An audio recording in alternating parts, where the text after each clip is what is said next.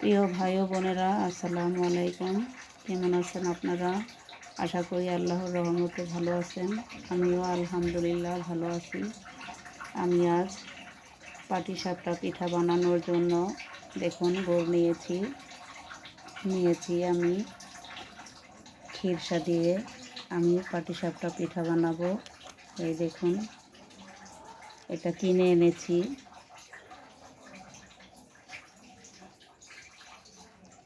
আমি এখন এই গুড়টা ভেঙে চুলায় গলিয়ে নিব।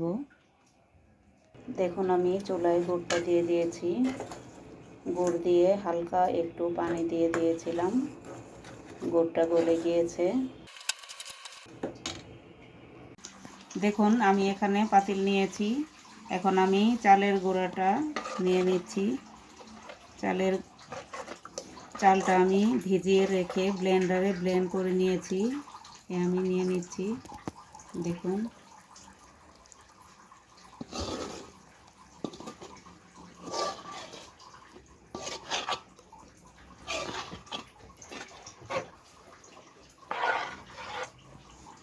এখানে আমি 3 পট চাল নিয়েছিলাম। এগুলো আমি এখন গুলিয়ে নিব গুড় দিয়ে। এই দেখুন, আমি গুড়টা চুলায় দিয়ে নরম করে নিয়েছি, রস বানিয়ে নিয়েছি। এখন আমি দিয়ে দেব। দেখুন, আমি 3 পট চালের মধ্যে আমি 1 কাপ ময়দা নিয়েছি, এটা দিয়ে দিচ্ছি। আমি আর একটু দিয়ে দিলাম। এখন আমি এগুলো হাত দিয়ে ভালোভাবে মিশিয়ে নিব। আমি সবকিছু একসাথে দিয়ে তারপরে মিক্স করব। আমি গুড়টা দিয়ে দিচ্ছি। এই পিঠাটা মজা হওয়ার জন্য আমি ঠিক এভাবে 15 থেকে 20 মিনিট আমি এই গোলাটাকে গুলে নিব। এরকম হাতিয়ে গুলিয়ে নিলে এই পিঠার রুটিটা খেতে খুব ভালো লাগে।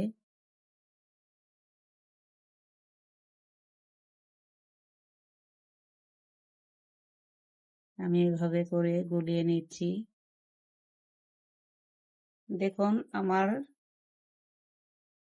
চালের এরকম করে নিয়েছি, আঠালো হয়ে গিয়েছে। এরকম হাতিয়ে নিলে পিঠার রুটিটা খুব ভালো আসে, খুব ভালো মজা হয়।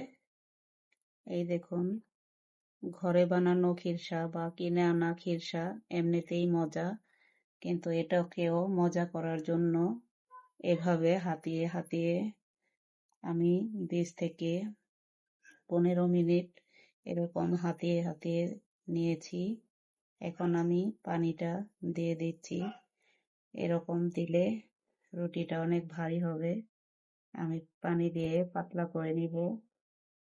এই পিঠা রুটি যত পাতলা করা যায় ততই পিঠাটা খেতে খুব মজা হয়।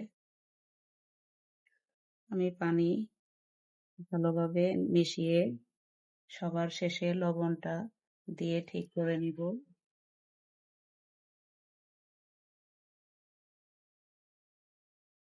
আমি রুটি পাতলা করে এই পাটিসাপটা পিঠাটা বানাবো।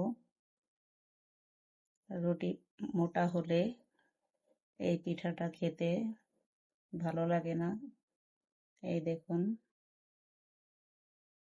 এভাবে রাখবো আমি। এখন আমি লবণটা দিব। এই দেখুন, আমি লবণ নিয়েছি। আমি অল্প অল্প করে এই পিঠার লবণটা দিয়ে নিব। মিষ্টি জিনিসের লবণ ঠিক না হলে, কম বেশি হলে খেতে ভালো হয় না। তাই আমি অল্প করে লবণ দিয়েছি। আমি চেখে দেখব হয়েছে কিনা। না হলে আমি আবারও লবণ দিয়ে নিব। ঠিক এভাবে দেখে আমি লবণটা দিয়ে দিচ্ছি। লবণ কম হলে একবারেই খেতে খারাপ লাগে। মিষ্টির লবণ, যে কোনো খাবারেরই লবণ ঠিক না হলে খেতে ভালো হয় না। আমি লবণটা ঠিক মতো দিয়ে দিব এভাবে। দেখুন আমার গোলাটা হয়ে গিয়েছে। আমি 4 বারে অল্প অল্প করে লবণ দিয়ে লবণটা ঠিক করে নিয়েছি। ঠিক এভাবে এই প্রসেসে যদি করেন আপনারা, তাহলে মিষ্টি জিনিসের স্বাদটা অনেকটাই বেড়ে যায়। আমি এখন ভাজতে চলে যাব। দেখুন আমি চুলায় একটি কড়াই বসিয়ে দিয়েছি। এখানে আমি তেল নিয়ে নিয়েছি আর নিয়েছি টিস্যু। এই টিস্যুটা দিয়ে আমি চুলায় কড়াইতে তেলটা দিয়ে দিচ্ছি। দিয়ে দিচ্ছি পিঠাটা।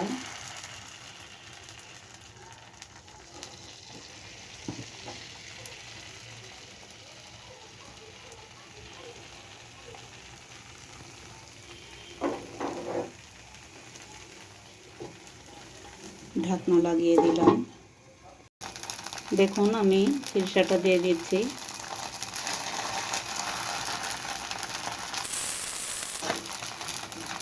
এখন আমি উল্টে নিচ্ছি।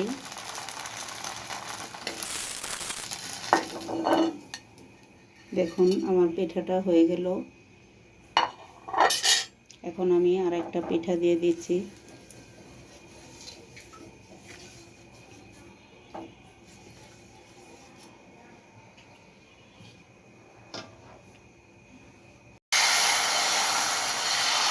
দেখুন আমার সুজিটা কত পাতলা হয়েছে। এই দেখুন অনেক পাতলা করে আমি গুলিয়েছি। এখন আমি ঢাকনা দিয়ে দিচ্ছি। দেখুন আমি আরেকটা পিঠাতে সরিষা দিয়ে দিচ্ছি।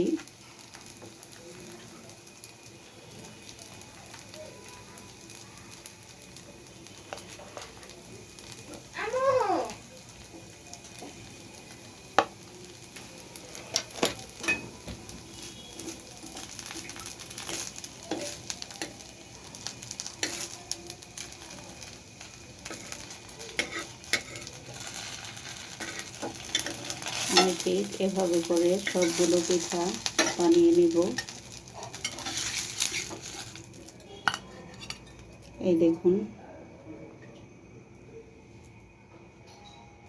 দেখুন আমার পিঠাগুলো বানানো হয়ে গিয়েছে।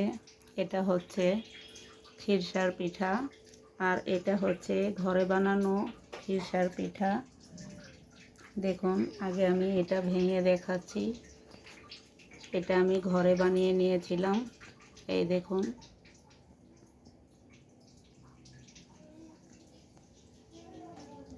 আর এটা হচ্ছে সরিষা দিয়ে বানিয়েছি।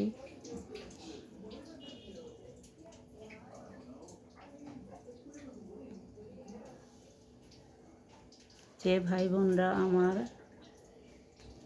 চ্যানেলটাকে সাবস্ক্রাইব করেছেন তাদেরকে জানাই হাজারো শুভেচ্ছা ও অভিনন্দন। আর যে ভাই বোনরা এখনও আমার চ্যানেলটাকে সাবস্ক্রাইব করেননি তাদেরকেও জানাই হাজারো শুভেচ্ছা ও অভিনন্দন জানিয়ে আমার চ্যানেলটাকে সাবস্ক্রাইব করার জন্য আমন্ত্রণ জানাচ্ছি। যদি আমার পিঠাগুলো ভালো লেগে থাকে কমেন্ট করবেন। ভালো থাকবেন সবাই, সুস্থ থাকবেন। আল্লাহ হাফেজ।